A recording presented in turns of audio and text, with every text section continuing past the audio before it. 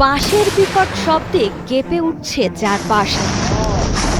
কান ফাটানো আওয়াজ শুনলে মনে হতে পারে ভারী কামানের গোলাবর্ষণ চলছে, কিন্তু আড়ালে থাকা বিস্ফোরকটির কোনো ধাতব কাঠামো বা আধুনিক কারিগরি নেই।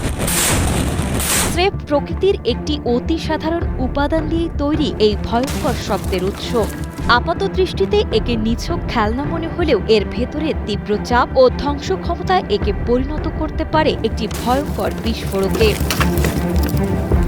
দক্ষিণ পূর্ব এশিয়ার মালয়েশিয়া, ইন্দোনেশিয়া ও ফিলিপাইনের মতো দেশগুলোতে উৎসবের সময় এই আজব বাঁশের কামানের দেখা মেলে।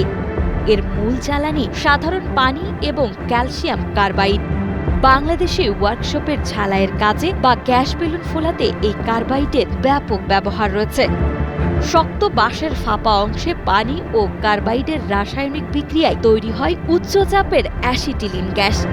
পেছনে ছোট্ট ছিদ্র দিয়ে আগুন দিলেই ঘটে তীব্র বিস্ফোরণ।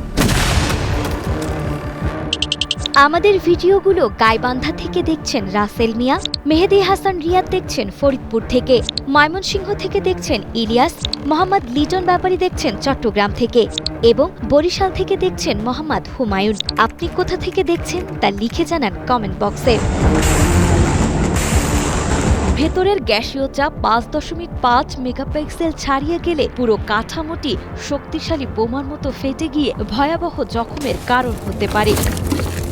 নলের ভেতরে কাদা বা পাথরের মতো শক্ত বস্তু ঢুকিয়ে দিলে তা প্রায় ২০০ মিটার বা ৬০০ ফুট দূরে গিয়ে আঘাত হানতে সক্ষম। প্রাচীন চীনের একটি গেরিলা যুদ্ধাস্ত্র আজ এভাবেই রূপ নিয়েছে বিপজ্জনক এক বিনোদনে।